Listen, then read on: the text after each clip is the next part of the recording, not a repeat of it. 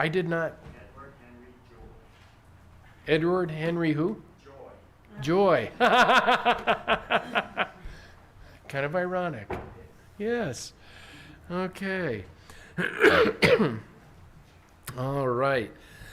Get a little water here.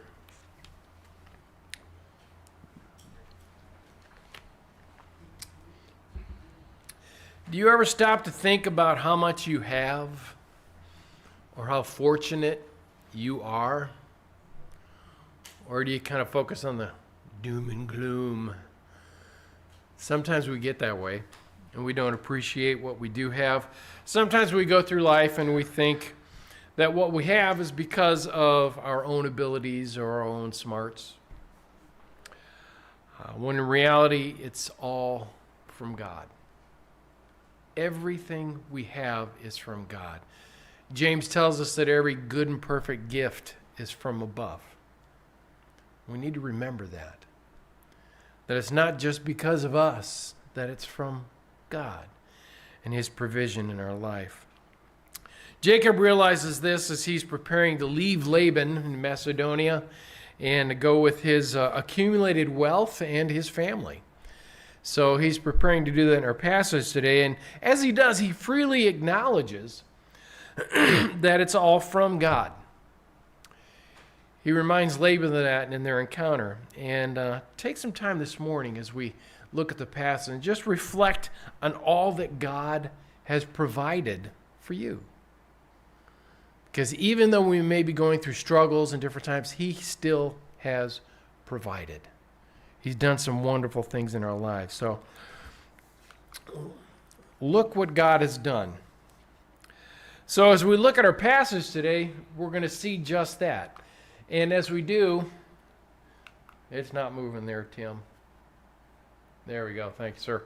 Now, in verses 1 through 16, we're going to cover the entire chapter 31 today, which is a lot of ground, but it encompasses the whole story here of his departure. It says, now Jacob heard that the sons of Laban were saying, Jacob has taken all that was our father's, and from what was our father's he has gained all this wealth. And Jacob saw that Laban did not regard him with favor as before. Then the Lord said to Jacob, return to the land of your fathers and to your kindred, and I will be with you. So Jacob sent and called Rachel and Leah into the field where his flock was, and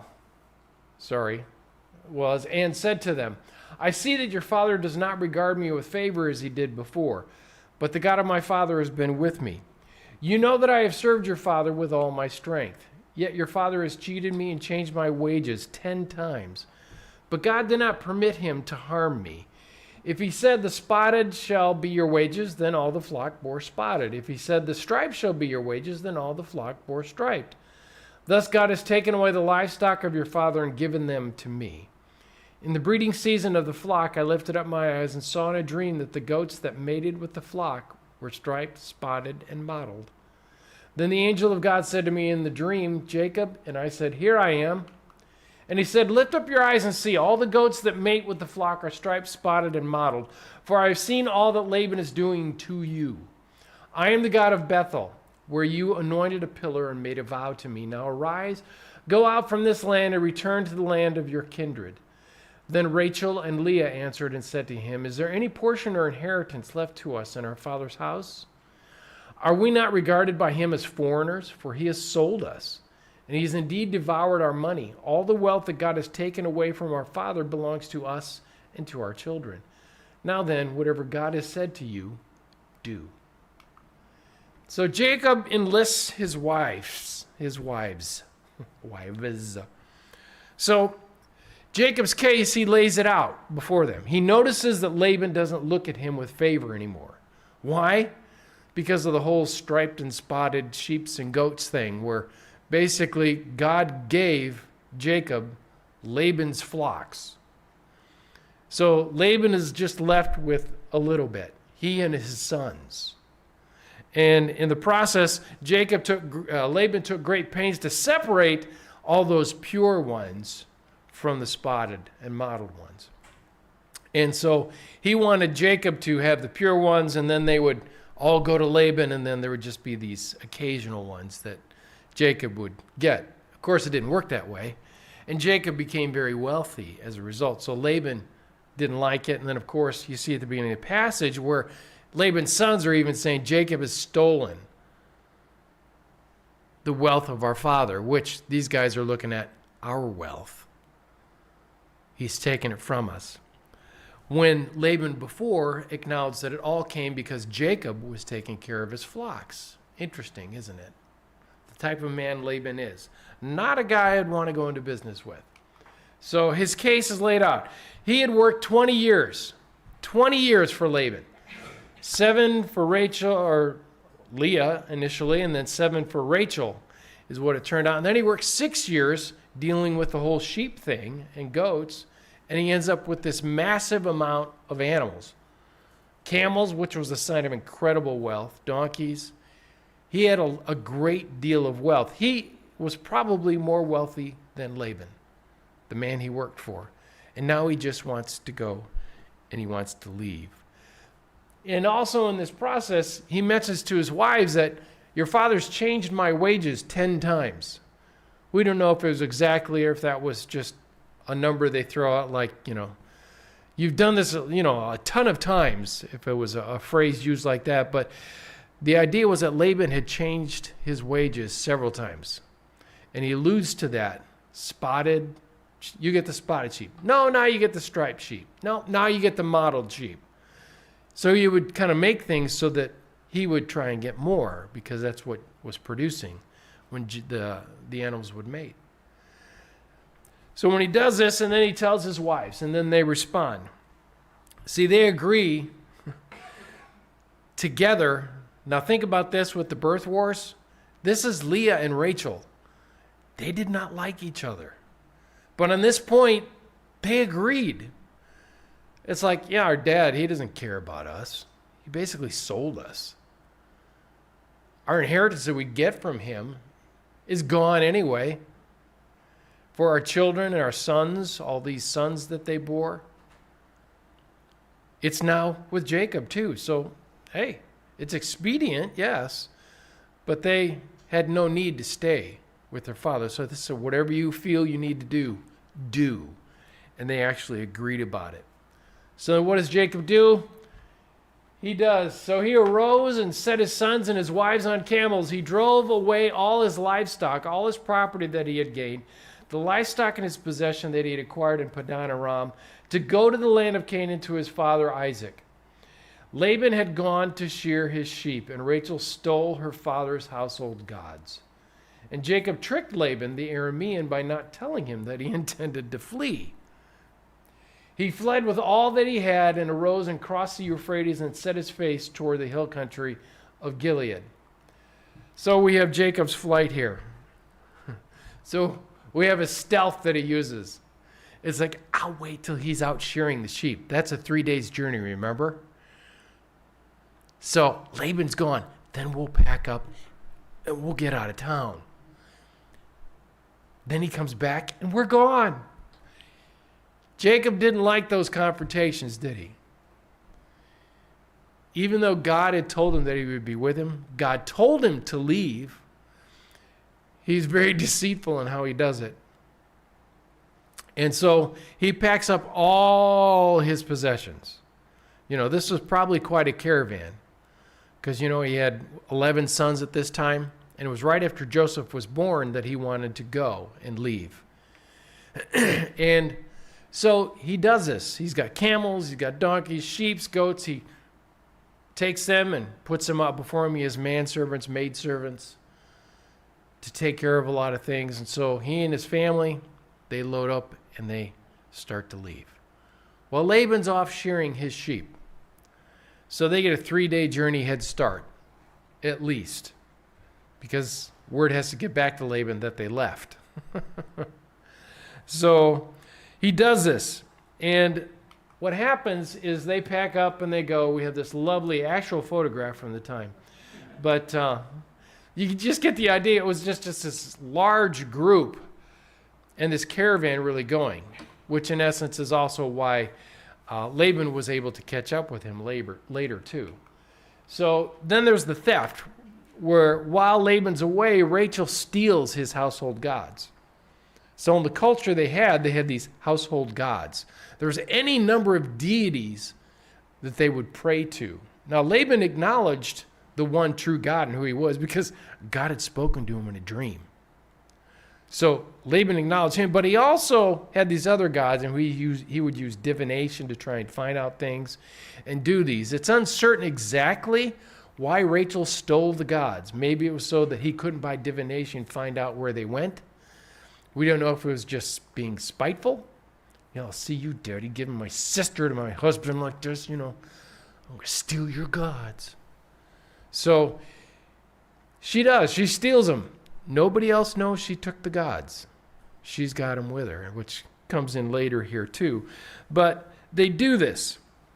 And they get their 3 days journey ahead, and somehow Laban finds out. So when it was told Laban on the third day that Jacob had fled, he took his kinsmen with him and pursued him for 7 days and followed close after him into the hill country of Gilead. But God came to Laban the Aramean in a dream by night and said to him, here's God talking again. Be careful not to say anything to Jacob, either good or bad. And Laban overtook Jacob. Now Jacob had pitched his tent in the hill country, and Laban with his kinsmen pitched tents in the hill country of Gilead. And Laban said to Jacob, what have you done that you have tricked me and driven away my daughters like captives of the sword? Why did you flee secretly and trick me and did not tell me, so that I might have sent you away with mirth and songs, with tambourine and lyre? That's a stringed instrument, by the way. Do you really think he would have done that? I don't think so.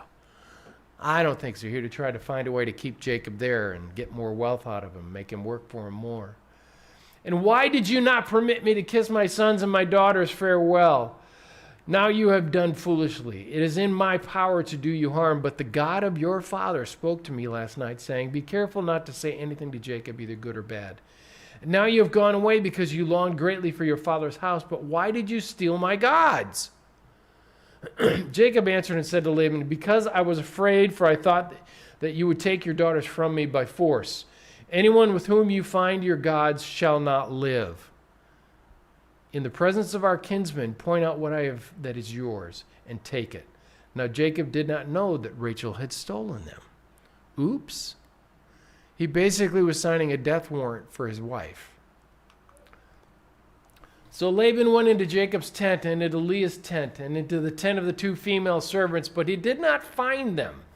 And he went out of Leah's tent and entered Rachel's. Now Rachel had taken the household gods and put them in the camel's saddle and sat on them.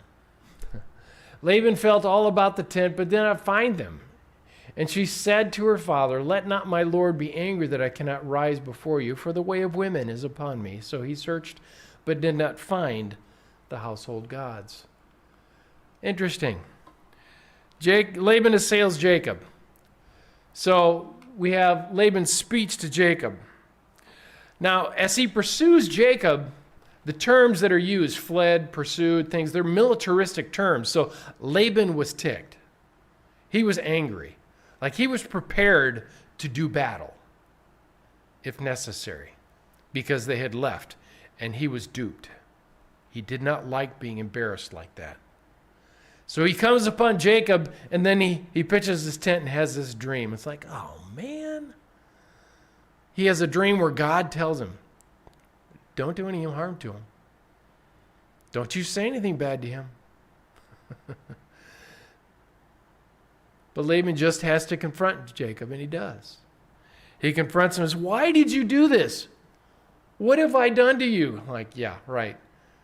Why would you take my family, driving my daughters, kind of like cattle before the sword, like a captive? It's like, no, they wanted to go. They're not captive. They didn't want to be with you. Of course, he doesn't necessarily tell him this when he does this, but what Laban's search then brings about is nothing. With his speech, he goes on and on about he's this wounded person, how things are not good. Why would you do this? Why would you hurt me so bad? When all Laban ever cares about is himself and the bottom line for himself. He doesn't care about people. He only cares about himself. And then he begins to search. He goes to Leah's tent. He goes to Jacob's tent. He goes to Rachel's tent, finds nothing. But Rachel had stolen these. Jacob said, whoever has these is dead. So Rachel, whether she actually was, had her monthly cycle, or at least says she did, and they're in the saddlebags underneath her. Now, to add insult to injury, if she was, even in that culture, a woman in her cycle, it was considered she was impure, and it would have been very, very degrading for a woman like that to be sitting on the gods, just in general, but then top it off with she's in her cycle. That would have been crazy. It would have been such an insult. And I'm sure if Laban had known that, there would have been violence because he cared about these gods. Rachel obviously didn't care about these gods, so she sat on them on the camel. It's like hiding them. Yeah, sorry, Dad, can't come down. You know, woman stuff. And so he doesn't bother searching. He would not even think that Rachel would do such a desecrating thing to his household gods. He would not think. It never entered his mind, which is kind of strange for a man as deceptive as he is, that never entered his mind. So once again, Laban doesn't get his way here. So the gods are underneath Rachel, and she really lies to him potentially. We don't know for sure. But then the search avails nothing. So then Laban is humiliated. He's humiliated. Why? Because he assumed they stole his gods. They're with him. I'm going to find him, and there will be retribution. No gods. So he's embarrassed. So what does he do? He does what's next. Then Jacob became angry and berated Laban. Oh boy. Jacob said to Laban, "What is my offense? What is my sin that you have hotly pursued me? For you have felt through my goods. What have you found of all your household goods? Set it here before my kinsmen and your kinsmen, that they may decide between us two. These 20 years I have been with you. Your ewes and your female goats have not miscarried, and I have not eaten the rams of your flock. What was torn by wild beasts I did not bring to you. I bore the loss of it myself. From my hand you required it, whether stolen by day or stolen by night. There I was. By day the heat consumed me, and cold by night, and my sleep fled from my eyes. These 20 years I have been in your house. I served you 14 years for your 2 daughters and 6 years for your flock, and you have changed my wages 10 times. Brings it up again. If the God of my father, the God of Abraham, and the fear of Isaac had not been on my side, surely now you would have sent me away empty-handed. God saw my affliction and the labor of my hands and rebuked you last night." So Jacob berates Laban. He talks about my faithfulness, his faithfulness, and he did faithfully serve Laban all those years. And he goes through that, how he served Laban faithfully for what he thought was Rachel, and it was Leah, and then Rachel, and then the animals. He goes through that, and he faithfully served. He bore loss himself. If there was one of the animals killed by a wild beast, he bore that loss himself from his wages. He didn't bring it to Laban. So it was lost, and so Jacob absorbed the loss, not Laban. He did a lot of things. He faithfully served even beyond what would be expected of him, which you can see where Jacob is maturing. He's not this totally selfish thing. He still gets afraid and does some stupid things occasionally, like his dad and his grandpa. They did too. But he did that. And then he talks about Laban's dishonesty, your dishonesty, and how you're the cheat. He's basically telling him straight up. You're the one who cheated me. You changed my wages 10 times. But in the process, he recognizes and he acknowledges that it all was from God that he had. So do you think that potentially Jacob could have had more had Laban not been cheating him several times? He could have. But God gave him what he needed. God gave him what he thought he would need for the journey to start this great nation that he was making. God was fulfilling his covenant, which obviously points to Jesus. How he makes a great nation, which isn't just the nation of Israel. It's believers. Do you know how many believers there are or have ever been? I don't. It's a lot. It's a lot. So God's fulfilling his covenant even today through Jesus Christ. So Laban had been told by God not to harm Jacob. So as he finishes up, Laban then comes up with this. Can you see him like he feels embarrassed enough that he didn't find the gods, but now Jacob tears into him.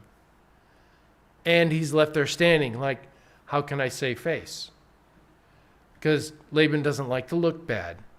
So then Laban answered to Jacob and said, the daughters are my daughters. The children are my children. The flocks are my flocks, and all that you see is mine. But what can I do this day for these my daughters, or for their children whom they have borne?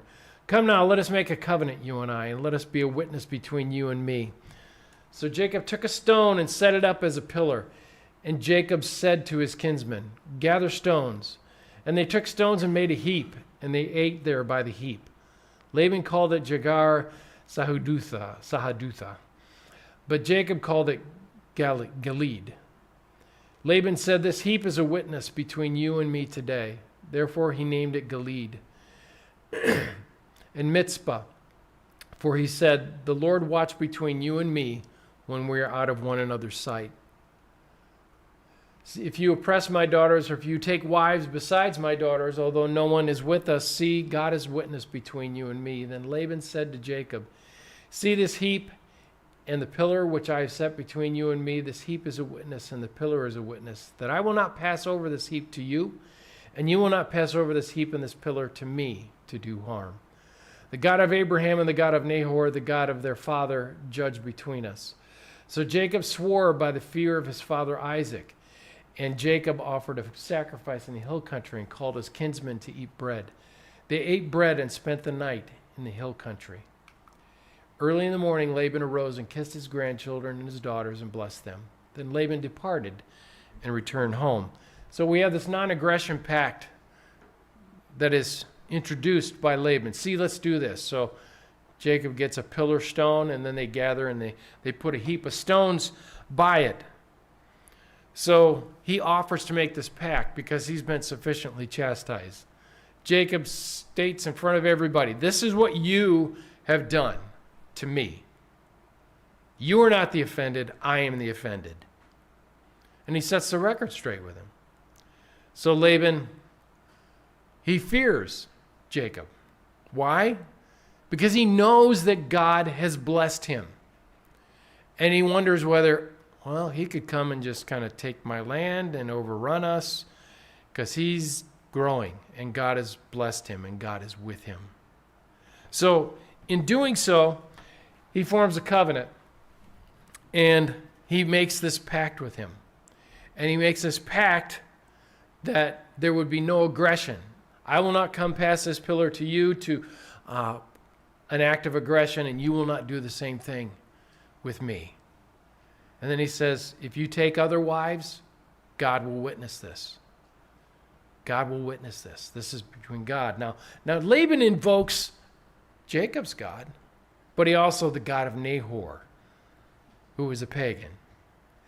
And he invokes other gods. And the God of their father, which is one of his ancestors, the ones who worship the moon gods, and others as well.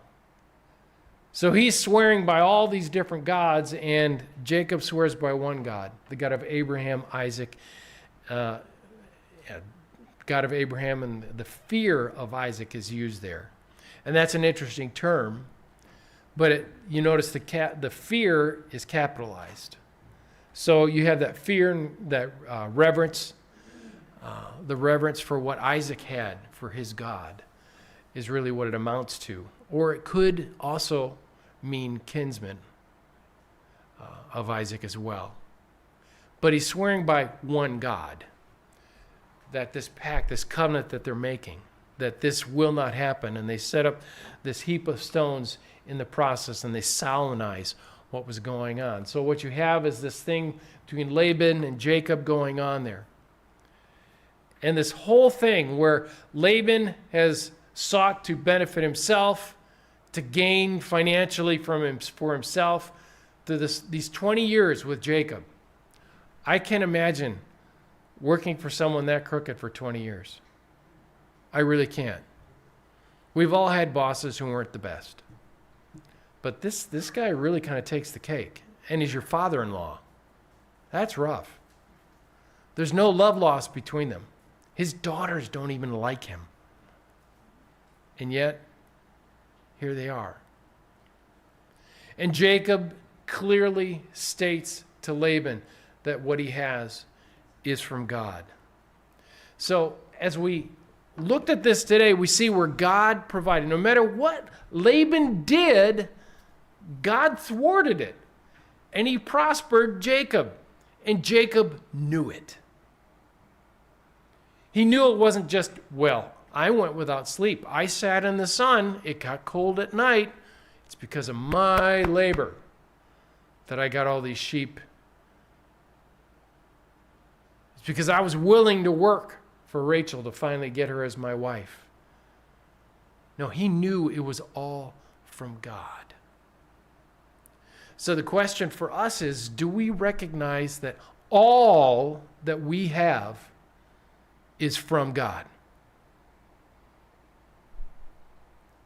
That even though we put the work in, like Jerry talking about his vegetable garden, yes, you plant the seeds, you till the soil, maybe you weed,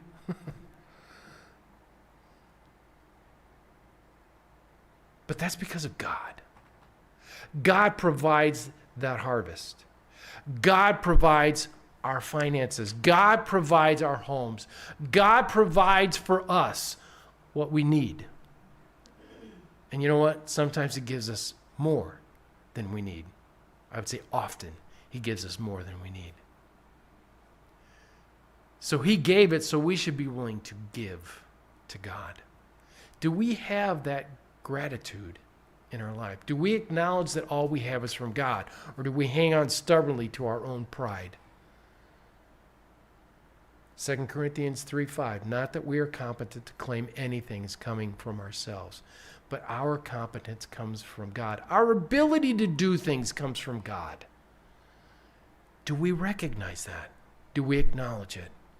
And do we honor him with our lives? Let's pray.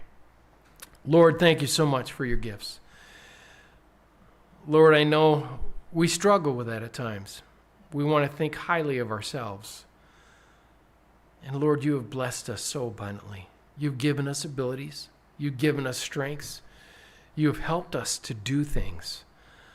I'm amazed how many times you do things. You enable me to do things, but it's from you, and it's not me. Lord, I pray that we would all have that humility, that we wouldn't boast before you of who we are in our minds. But Lord, that we would acknowledge with humility your provision in our lives. We thank you in Jesus' name. Amen. You are dismissed.